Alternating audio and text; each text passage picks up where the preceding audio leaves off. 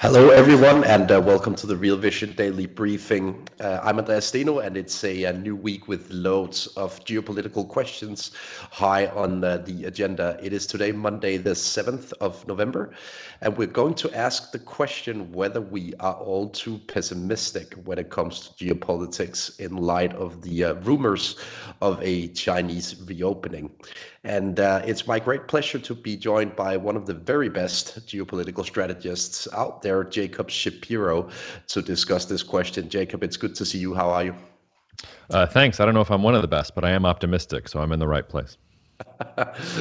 That's a good way to start this discussion, Jacob. But before we talk China, I wanted to get your take on the midterms, obviously upcoming this week. Any strong expectations for the result? I don't know that I have strong expectations or any insights that I can add to your audience. I would just say that, even at the beginning of this year, it seemed a foregone conclusion that the Democrats were going to get slaughtered in the midterms, and they're probably going to lose the House. But if you look at the 538 polls, I think it's something like 15% or 16% chance that the Democrats pull out the House, and the Senate seems like a toss-up. So the Democrats have been able to make up some ground here over the course of the year. Whether it's enough ground or not, I have my doubts about that, but the polls are such that I wouldn't hazard a prediction there. We're just going to have to see where the dice fall. Fair enough. A question of importance after the midterms is the question of energy policy. We know that Joe Biden has used the strategic petroleum reserves over the past couple of months ahead of the midterms. Is there something brewing in terms of the energy policy post the midterms, also in relation to the use of SPR? I don't have any inside information there, but I can tell you that there are limits to how much of the SPR you can actually use. Eventually, you're going to run out. I'm not ideological about this. I can make the argument that releasing from the SPR makes sense when inflation is the highest that it's been in 40 years and you have a Russia-Ukraine war that is disrupting the supply to the extent that it is. I can make the opposite argument that this was an irresponsible time to go to the SPR.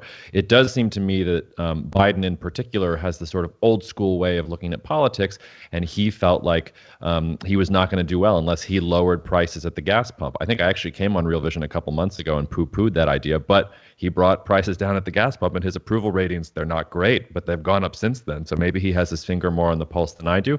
But there is a finite amount to what the U.S. can do there. The flip side of this, and I'm sure we'll talk about this later, China matters a lot more here, I think, than releases from the U.S. SPR. If the COVID reopening story is for real, suddenly demand for oil, I think, is going to go up considerably, and we're probably looking at higher prices. If China stays locked down, if their real estate crisis still hurts, it doesn't really matter to me what the U.S. does. Then we're kind of just piddling around with degrees. Yeah, let's look into that question a bit later. Before we move to China, I wanted to get your take on the conflict in Ukraine and the spillovers to U.S. politics first. If we look at the Republicans, at least parts of the Republican Party have been talking about so-called defunding of the Ukraine conflict post the midterms. Is this a topic that will grow in relevance in coming months? Maybe, but it really contradicts what I've sort of been hearing. I grew up in rural Georgia. I hang out around a lot of Republicans and conservatives, and I find that most Republicans and conservatives that I talk to, unless there's been a total sea change that I missed, don't like Putin, are waving Ukrainian flags out in their yards. It actually seems to me that American support for Ukraine is one of the only things that is uniting the American electorate. I'm here in downtown New Orleans, very liberal part of the city. People are flying Ukrainian flags. I go home to the farm in Georgia. I see people flying Ukrainian flags. So if the Republicans are making that move, it would be interesting. I would say, though, and I made this point when the appropriations bill came out in September that authorized over $12 billion worth of aid to the Ukrainians, tucked into that bill was $20 million versus 12 billion for the water crisis in Jackson, Mississippi. And this is one of the problems of polarization in the United States. The United States is so polarized at home that it can't make decisions about where it needs to allocate funds, but they're willing to throw billions of dollars at a problem that comes abroad. So if you're a populist, if you feel like your sector of the economy or your part of the country is not doing well because the government hasn't been focusing on it because it's so polarized and deadlocked, yeah, this might be a pivotal issue that you want to use, especially in the context of elections. This is one of the things also that makes me pessimistic about U.S. foreign policy here over the next couple of years. I think here in the United States, we are going to be a little bit self-absorbed when it comes to politics. And if the United States is self-absorbed, you'll see that reflect in more geopolitical instability because powers will be more opportunistic because they're not going to think the United States has the bandwidth to care that much about it. I wanted to throw in a question from the audience already in relation to this discussion on the domestic stalemate in US politics. We had a question earlier today on the Twitter feed sounding like this. Are there any areas of bipartisan overlap that might lead to effective legislation in a divided Congress, or are we looking at 2 years of nothing passes? Well, that depends what happens in the midterms, but let's say that the most likely scenario happens and that there is sort of a split in Congress. Usually when you get to the end of a presidential term and you have a split Congress, the president really has only place to go, which is foreign policy. Now, if there really is a sea change in support about Ukraine, there's really only one foreign policy that Americans can get on board, whether they're Republican or Democrat, and that is China. And I think you're seeing that in general. The one thing that Americans seem to agree about and that their politicians seem able to work with each other about is that China poses a systemic threat to the United States. Now, the ironic thing about that, though, is I think a lot of the inflation that the United States has seen is driven on the supply side. And if you want to attack supply side inflation, whether you like China or not, you want Chinese factories humming double time, and you want all those things coming out into the world as quickly as possible. So I think, ironically, the United States has got itself into this position where the White House wants to bring down inflation, the Fed wants to bring down inflation, and yet we also want to go after China, the second largest economy in the world, doubling down on a trade war with all these semiconductor restrictions that I've been hearing could get a lot worse. So there's a lot to kind of unpack there, but I do think that the American electorate and U.S. politicians seem to be on the same page about China. Whether that will stay once we see some of the economic ramifications of being on the same page about China is a different question. Let's stay with this topic of supply chain issues for a minute here. What's your current assessment of these supply chain issues? Are they abating fast enough for this to sort of spill over to lower inflation pressures next year? That really depends which sort of corner of the economy that you're in. Some places, some parts of the economy have eased, some haven't. In general, I think we've got issues on the supply side. I was a little bit more optimistic going into the summer because if you remember, in June and July, the White House was leaking that, oh, we're going to reconsider some of these Trump tariffs on China temporarily. We're going to have some kind of reprieve. We want to get global trade going again. Then, of course, Nancy Pelosi went to Taiwan and we had a Taiwan Strait crisis. And since then, we've gotten a real doubling down of the U.S.-China trade war. These semiconductor restrictions that came out in the last couple of weeks are far more serious than anything the Trump administration did toward China and anything the Obama administration did towards China. So any optimism that I had there has pretty much gone up in smoke, especially with the U.S. now pressuring allies like Japan, like the Netherlands, saying you got to get on board or we're going to get mad at you as well. So, there are some ways where the fears of global recession are driving down prices, and fears over demand destruction. That is giving you somewhat of a reprieve in inflation. But if we're going towards this multipolar world and companies and countries rebuilding supply chains, that means goods are going to cost more. That's a pretty simple equation. I don't see that going away in the current monetary environment. If we stay within the topic of U.S.-Chinese relations, this Chips and Science Act that you refer to, sort of trying to bolster U.S. semiconductor capacity, what do you make of it? Is it important to note? Well, I think we're sort of cutting off our hand to spite our face in a sense. The global semiconductor supply chain is arguably the most interconnected, most sophisticated supply chain in the world. It is in some ways the perfect emblem of globalization. Taiwan specializes in the fabs, and South Korea specializes in memory, and Japan specializes in things like photoresist. China assembles a lot of the lower end things. We do a lot of software design in the United States that a lot of other countries can't do. The Netherlands has a true monopoly over the equipment that you need to actually create the most cutting edge chips. So if you're going to go after China when it comes to semiconductors, you just have to understand the United States has some domestic capability, but it certainly can't replicate the entire semiconductor supply chain by itself in any kind of meaningful time frame.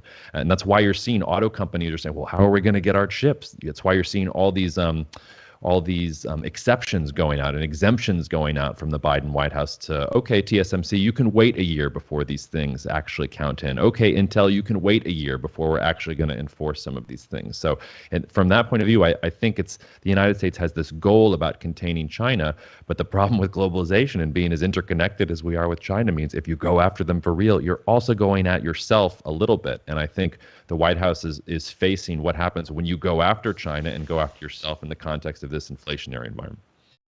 Yeah, and Jacob, what do you make of the potential Chinese response to all of this? We obviously know that Taiwan is of interest to China, but do you see Taiwan as sort of the uh, obvious next step for China to intervene in, or what's the next step here? No, I don't see that. Hmm. China is up the creek without a paddle, as we used to say back home on the farm. They're in a really difficult position. They cannot achieve all the ambitious goals they have for their economy to 2025 without foreign investment, without foreign know-how, without foreign technology. So the United States is leaning on a pressure point. It really is affecting the Chinese economy here.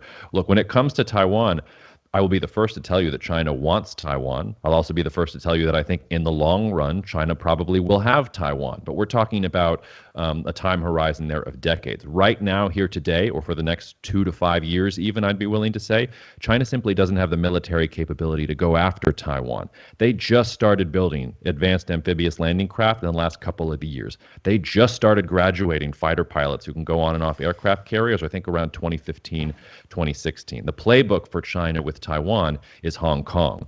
It's not like what Russia's doing in Ukraine. It's about isolating Taiwan politically, economically, all these different ways so that it's a fait accompli and they can just flip the switch one day and nobody's going to defend them. That's why, ironically, if you go after these semiconductor supply chains, you're actually sort of shooting Taiwan in the foot, because once the world doesn't need Taiwan anymore, once everybody has their own fab capacity, or a couple countries outside of Taiwan have their own fab capacity, so nobody's going to have an interest in actually defending Taiwan beyond sort of rhetorical statements, which I don't take very seriously in my line of geopolitics. So no, I'm not worried about China going after Taiwan militarily on a 2 to 5 year time horizon. I do think, though, that the Chinese strategy of very slowly over time isolating Taiwan economically and politically is working and will probably work in the end. We've obviously had a lot of chatter about a potential reopening of China this week and last week. President Xi is traveling again. He takes visits from Germany. The Pfizer vaccine is apparently approved now in China. So there are these bits and pieces outside of the more official rumors, so to speak. What do you make of this potential reopening story, first of all? Well, right now it's based on a lot of rumors, and I don't put a lot of stock in rumors. I will say, though, that point you made about the Pfizer BioNTech vaccine, that one sort of made me sit up in my chair. Now, it's not approved for Chinese citizens. It's approved for foreign expats in China.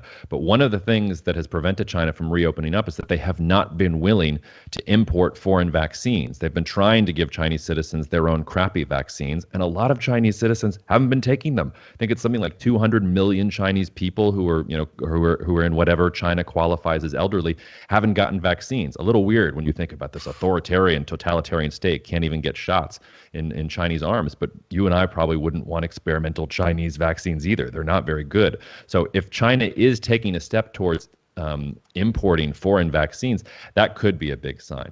In general, though, I think we just have a bunch of mixed signals. You have a lot of rumors on the ground about maybe China is reopening. You have Mr. Market obviously telling you that for some reason people are optimistic. They're seeing some things. You're getting the National Health Commission and other sources in China coming out and very stridently saying there's nothing to this. It's still zero COVID. We're tweaking things around the edges, but we're not actually changing policy that much. So there's a lot there to kind of figure out before we can say which way it's going. I'm not ready to decide which way it is, but I think it's serious enough to consider.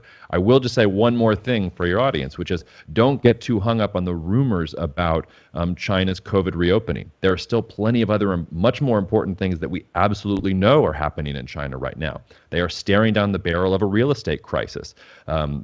They're trying to engineer a soft landing in the real estate crisis. That's a huge deal in an economy where most middle-class citizens have their wealth not in stocks, not in bonds, but in real estate. The other thing, and I thought this went underreported last week, was that China's announced, the Ministry of Finance announced last week, a major tax reform initiative. China really doesn't have real estate taxes or inheritance taxes and things like that. They were actually going to try and pilot a property tax this year. They had to pull it back because of the real estate crisis.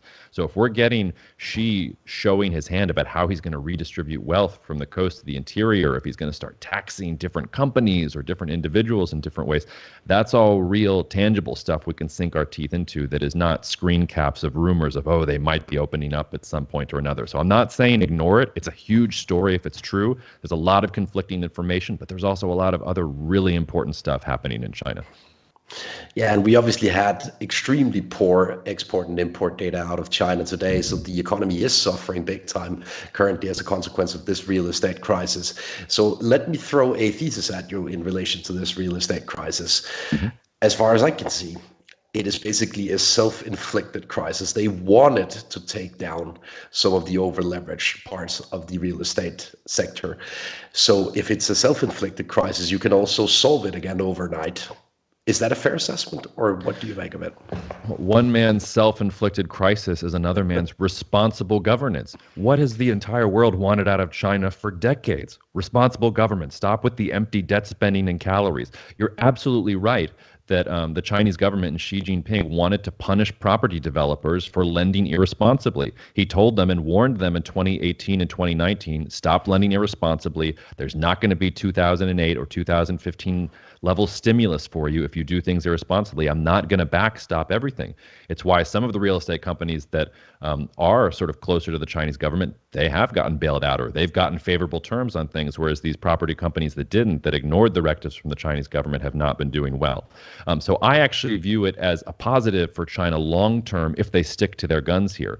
If they have to reverse course and bail out the property sector, which to your point, they absolutely can if they want to, but if they are forced to do that from a position of social stability, they're just kicking the can down the road. And eventually they're going to have to open that can, and eventually they're going to have to take their medicine. I actually view it as a very positive thing for Xi Jinping's rule going forward, for China's macroeconomic health and stability, if it can say, no, we're not just going to throw out the stimulus to you. We're not just going to bail you out. There are going to be consequences for businesses that fail or do things that don't act on market principles or are not in line with what the Chinese Communist Party said. So I agree with what you said, but I'd spin it a little differently. Seen from your sort of geopolitical perspective, is China at all investable given this ongoing real estate crisis, given this almost permanent zero COVID policy?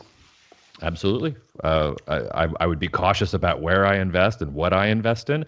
I think that in large part, I don't think a lot of foreign investors, when you're buying China ETFs, it's all Alibaba or Tencent or the big Chinese tech names. That's actually, in some ways, the least interesting part of the Chinese economy to me. If you want to invest in China, you want to find the small companies that are at the center of innovation or that are being backed by the Chinese government that are going to fill in for these parts of the supply chain that apparently China's not going to be able to advance anymore. So China's main chip maker or semiconductor company is SMIC. That's a great potential opportunity, especially if they're going to be the Intel or the TSMC of China in sort of a multi-friccated world. So I don't buy this idea that China is uninvestable. There are only a few countries in the world that are truly uninvestable. North Korea, Russia today, like that's uninvestable. China's high risk, high reward. I would be very cautious and very surgical about where you go in it. But there are certainly opportunities in the world's second largest economy with over 1 billion people, which is having to basically rebuild its supply chains from scratch on the go. There are absolutely opportunities there. Fair assessment, Jacob. If we move to another story surrounding China from just this week, we've seen headlines that China plans to travel to Saudi Arabia, maybe to even orchestrate a deal with the Saudis on oil and a potential broader cooperation. Right? Is this the first step from the Chinese in terms of trying to end the U.S. hegemony and maybe even the so-called petrodollar? Is it something that we should be scared about, seen from a U.S. soil? China would love it if it was only so easy that Xi Jinping goes to MBS and has a tea or whatever they drink there and they end U.S. hegemony. No. We're not there. Now, China has become one of Saudi Arabia's, if not Saudi Arabia's, most important customer. And the United States is now a major oil producer. So United States dependence on Saudi Arabia is much less. So that's been kind of true over time. But go look at stats from the IMF or the Bank of International Settlements about how much the yuan is actually used as a global currency. It's something like 2.5%. It's roughly in line with the Canadian dollar and the Australian dollar. So should we be concerned that Australia and Canada are going to take over the world too? A lot of that yuan's held by the Russians anyway for reasons that we don't have to go into. So no, it doesn't herald the end of the petrodollar. It doesn't herald the end of American hegemony. What it does tell you is that this huge seismic shift where the United States is no longer a net energy importer and is not dependent on the Middle East for its oil, and where China, which for most of its history didn't have to go outside of the Middle Kingdom to get its resources, now has to go to the Middle East, now has to build enough of a military capability to protect its supply chains from the Middle East. That's a huge seismic shift in and of its own right and comes with its own attendant things. I think we can talk about that shift without waxing philosophical about the end of the petrodollar. Yeah, fair, Jacob. Let's move to another big oil producer, a member of the OPEC Plus, namely Russia. Um, if we look at the current status of the conflict in the eastern parts of Ukraine, a month or two back, we heard about progress being made by the Ukrainians week in and week out, but it seems as if that progress has sort of caught a standstill. What's your assessment of the most recent moves in the conflict here? I don't know about a standstill. If you believe the reports, they attacked Sevastopol with drones at the end of last weekend, causing Russia to temporarily blink on the grain deal. The problem is the weather. It's getting cold. You've got muddy conditions there that it's really hard to move across. I think both sides are trying to establish their defensive lines and their gains for the winter and into the spring, when it's really hard to fight over that terrain. And probably you'll see a reanimation of that conflict after the spring mud goes away. So I wouldn't make any conclusions based on Ukraine's progress slowing down quite yet. What I see is that Russia's continuing to mobilize and trying to establish its position. Ukraine is making opportunistic attacks as it wants, and it seems to me we're getting towards a frozen conflict, literally just for the winter and into the spring muddy season. And once we get past that, if Vladimir Putin is still president of Russia, which is an if, you'd probably see that conflict kick off again. There's been a lot of discussions ongoing around the Western sanctions on Russia, also in the energy space, in particular on oil. What do you make of these sanctions on oil? Do they work as intended, or will they ever work as intended? What's your take? It depends what work means. If the sanctions were designed to deter Russia from invading Ukraine or to stop it from invading Ukraine, they obviously failed. So, I mean, you can maybe it will inflict enough pain on the Russian economy so that the Russians overthrow Putin and then it stops. But I think by just about every objective metric so far, we can say that the oil sanctions have failed. And what's your assessment of the Russian economy in the context of these sanctions? How much suffering do they actually impose on Russia by now? That's more difficult to say. What I hear on the ground in Russia is that things are very difficult. I mean, Russia has basically gone from being a great power to becoming China's de facto gas station. So congratulations to Vladimir Putin for that amazing strategic maneuver. Look, this is not going to be easy for Russia. Russia is rich in mineral commodities, and it has powers around it that are going to want to import those mineral commodities.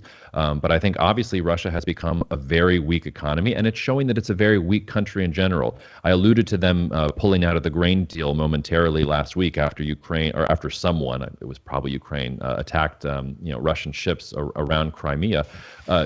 What happened after Russia decided to pull out of the grain deal? Exports kept going.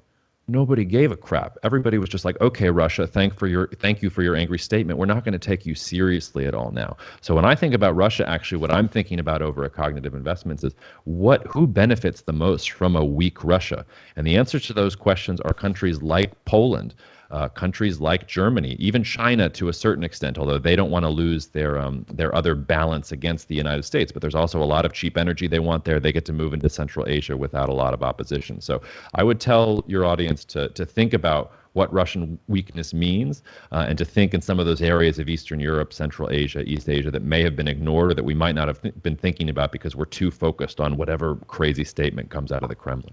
Mm. Obviously, we have no gas flowing to Europe from Russia via the Nord Stream pipelines anymore, and we almost have no gas flowing via the Yamal Europe pipeline either. So this was basically the hot topic 2-3 months ago in Europe ahead of the winter season. You were one of the very few calling for a bit more optimistic scenarios for Europe this winter. Please take us through your thinking on the energy scenarios ahead for Europe this winter. Happy to. The first thing I will say is that it was not hard to be optimistic, because if you actually go back and look at the headlines, people were writing things like, this is the end of European civilization as we know it. People are going to be dying in the streets because they're not going to be able to heat their homes. My point was, no, prices are going to be extremely high. There will be a lot of pressure on these governments. Energy-intensive industries in countries like Hungary, like Slovakia, we're going to get that euphemism of demand destruction. It's going to bleed into Germany as well. But this really comes down to a political question. Do you think that the European Union is going to come together in the face of this crisis and use its combined resources to make sure that there is enough energy to go around for the winter and into next year. And then B, going forward, is Europe going to invest as a result of this crisis in energy infrastructure and in alternative sources of energy so that this doesn't happen to them again? I'd also remind your listeners, if you look at a chart of what the Europeans have been paying for natural gas over the last 5 to 7 years versus what we pay in the United States, they've been paying way more. It's not like they were getting cheaper natural gas from Russia than we've had in the United States. In some ways, if this galvanizes Europe into actually investing so that in 2-3 years from now, it is driving down the cost of energy in a way that it wasn't even in the last 5 to 7 years, that's going to be a net positive for Europe too. I'd also just remind your listeners, one of the moments that I got where my optimism really crystallized was, I think it was in August or September. I'd have to go back and find the date. The German government came out and said, as a result of the potential energy shortages at night, we will now turn off all of the lights on the historic building in Germany. And I stopped and I said, okay, so it's taken 6 months to turn off the lights on the historic buildings in Germany in an energy crisis. I'm pretty sure we can find 10-15% energy reduction for things that actually don't matter, and I'm sure we can supplement with some coal. Let's build some floating LNG terminals that are going to come, or rent them, and that are going to come online in January. Let's cobble together as much things as we can. Let's change our story about nuclear power. I'll know the Germans are really serious when they start thinking about extending the life of nuclear reactors and building new nuclear reactors. So again, I don't mean to downplay how high prices could go, especially if you get a particularly cold snap, even for a week or two. One of the reasons I look really good right now is because this was one of the warmest months of October on record for Europe. I was joking on my podcast the other day, Putin really should have talked to a meteorologist. Apparently, if you look at meteorological cycles, it would have been a much colder winter in Europe in a couple of years from now. Maybe he didn't have time. But it's been an extremely warm October. All the forecasts suggest that it's going to be a pretty warm winter in general. So you could get a cold snap for a week or two that caused one of those crazy spikes. But in general, I'm pretty optimistic. The place that I'm not optimistic is you've got a bunch of wealthy European states purchasing coal, LNG at spot prices hand over fist. And so they're muscling out poorer countries like Pakistan that can't meet the European level of money that they're throwing around. Asian countries like Japan, South Korea, if you get a cold snap there and suddenly there's competition for some of those cargoes, you could see some very explosive temporary movements. So I'm not saying everything is going to be perfect over here, but in general, it's much more nuanced. It's not doom and gloom. There's problems, but then there's also opportunity. And I think with Europe, a significant long-term opportunity once you get past this period of 2 to 3 years maximum of pain. I wanted to play a soundbite for you in relation to this discussion on European natural gas supplies. It's from a discussion I had with Alexander Stahel, a Swiss commodity expert, last week in the interview called A Long Crisis or a New Reality from our Make or Break series. So let's listen to Alexander and get back to this question. Not from Spain, because they don't have enough pipe capacity into France. So it doesn't really flow. And that's one of the bottlenecks that we discussed in many, many tweets over the last, call it 18 months, where we simply have what I call imperfect infrastructure. And it's one reason why prices react more volatile, is because they have to, so to speak, accommodate within a imperfect infrastructure of Europe.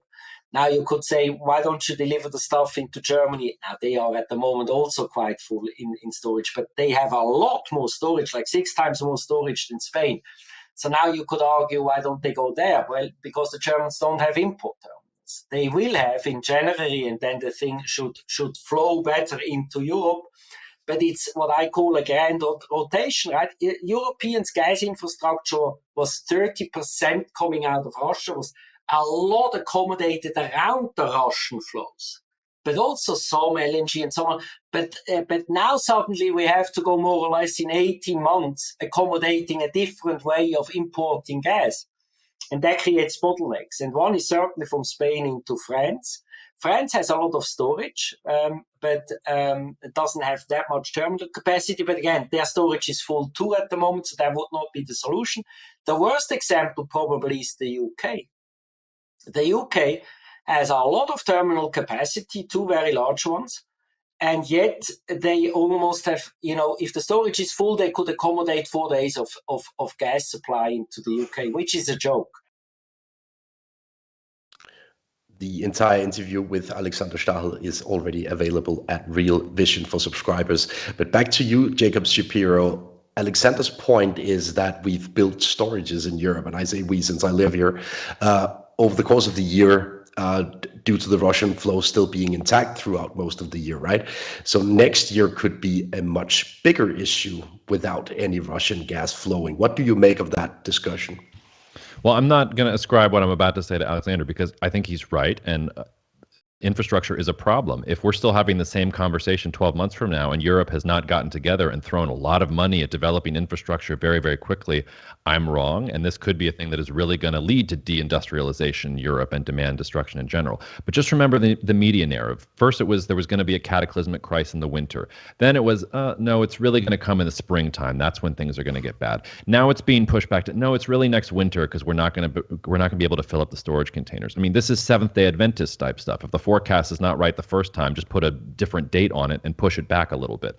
So again, I think Alexander's much smarter than I am when it comes to commodities. I would even accept that maybe I'm downplaying the risk to commodities. And I already told you, I think there are going to be significant price spikes. If you get a cold snap, you're going to see spikes that maybe look like some of the concerns that we had in the summer. But I'm the political expert here, and my political forecast is that the European Union is going to come together and realize, okay, like Germany, some of these Eastern European states, we bet on Russia, we bet wrong. So now we need to marshal a lot of investment very, very quickly in order to make sure we're not dependent on Russia, to make sure we have European-wide energy infrastructure so that Spain can, import LNG and send it over to the Czech Republic if they need it. We're going to have to do that extremely quickly. We're going to have to source LNG and natural gas from other parts of the world. We're not just going to be able to go to Russia and get everything we need. We're going to have to work a little bit harder and send diplomats to more countries and things like that. But I expect 12, 24 months from now, especially when all the LNG that's coming online from countries like Qatar, the United States, maybe Canada, Australia, there will be plenty of opportunity for Europe to drive the cost of energy down if they use this crisis as a moment to invest. The best example I can use of this is I think the German plan to help their energy sector and industrial companies and consumers is something like 200 billion euros. Newsflash, they can afford that. All that German austerity over the past couple of decades, you save so that when you have a crisis, you can intervene and then buy yourself enough time so that you can avert a real cataclysm. So if I'm wrong here, it's because I'm wrong about the politics of the European Union, and the European Union is going to fall apart, and the Spaniards are not going to be willing to help the Czechs, and the Germans aren't going to be willing to help the Italians. I don't think that's the situation we're in. I think in some ways Russia has done more for European unity than any other country could have thought possible. And in that sense, I'm bullish about the European Union. And therefore, though I think that there will be problems in the next year or two, I do think beyond this, Europe will be okay. And that's where I'm looking. We know that there's going to be problems this winter. The question is, what's going to happen 2-3 years from now in Europe? I think this crisis means two or 3 years from now in Europe looks a lot better than most people are saying. Fingers crossed. Jacob, I wanted to allow time for a few questions from the audience around another couple of geopolitical hot topics. We have a question from our member Ralph asking you what you make of the moves Turkey is making to leverage and strengthen its strategic position right now. Well, full disclosure, I'm very bullish on Turkey. I've been long Turkey now for a long time, a long time for about 11 months now. Turkey is ideally suited for a multipolar geopolitical world. It stands to benefit a lot. It is still fairly dependent on Russia for energy imports, but again, they've got a lot of natural gas from the Black Sea probably coming online here in the next 2-3 years as well. So if Putin had picked this war 2-3 years from now, I'm not sure that Turkey would have been this kind of pragmatic, wheeler dealer in the middle, willing to play all sides. But in general, look, Turkish politics have some problems, and we've got a Turkish election coming up in June. And once we resolve the result of that election, we probably decrease the uncertainty a lot. But this is a country that is astride some of the most important trading lanes in the world. It's the only country in the Middle East that is a modern industrial economy. It's stealing market share from Europe in some ways in terms of manufacturing. It is a true Mediterranean power too. So if you look at where Turkey's been building military bases, they're in Libya, they're in Djibouti, they're confronting the French in the Mediterranean over their position in Libya. So I think Turkey is a rising power. It'll be really interesting to see what happens in the June election. But I think what's going to happen is either Erdogan's going to get reelected and he's going to have to dial back some of his quote-unquote unorthodox monetary policy. Or if you believe the polls, the 85% plus inflation, and that's just the official number, is leading to a real Turkish opposition congealing together for the first time in over 20 years. So can you imagine a scenario where Erdogan's no longer there and a Turkish opposition comes in that is much more friendly to foreign investment? That could be an incredible move. So in general, I like Turkey's geopolitics. If it even gets a modicum of political stability, watch out. Yeah, fair assessment, Jacob. Last thing I wanted to touch upon is Brazil. We've got a bunch of questions on Brazil since it's been one of the better performing markets worldwide, basically through this cost of living crisis this year. We obviously have Lula coming in as the next president come January. What do you make of Brazil and maybe Latin America as a region in light of Lula becoming the next president? Well, again, not investment advice, but over at CI have been bullish Brazil. I'm doubling down on Brazil in the wake of the results of the election. The Brazilian election is a great example of how we focus too much on personalities. Bolsonaro and Lula are both very strange men. Bolsonaro, my favorite story about him is that he said if you get the COVID-19 vaccine, you're going to turn into a crocodile. Lula was in Time magazine a couple months ago saying that the war in Ukraine was Zelensky's fault. So we're sort of out of the frying pan into the fryer here when it comes to Brazil. But Brazil's geopolitical strengths and advantages outweigh the crazy personalities. This is a huge economy with all the sorts of commodities that are booming right now in the rest of the world and that everybody's going to want going forward. They have no real rivals in their vicinity. The only potential rival is Argentina, and they're a complete dumpster fire, so they don't have to worry about them. Brazil totally has scale if it wants to build up and be that most important power in South America. So I think the other thing that's going on in Brazil, if you look underneath the sort of sexy, catchy, politics at the very top level, there's a lot of changes in terms of where are interest rates going and what's happening with the tax code, and are Brazilian entrepreneurs growing? You're getting positive answers to all those questions. If we zoom back a little bit, Latin America in general, like any region, there are bright spots and there are dark spots.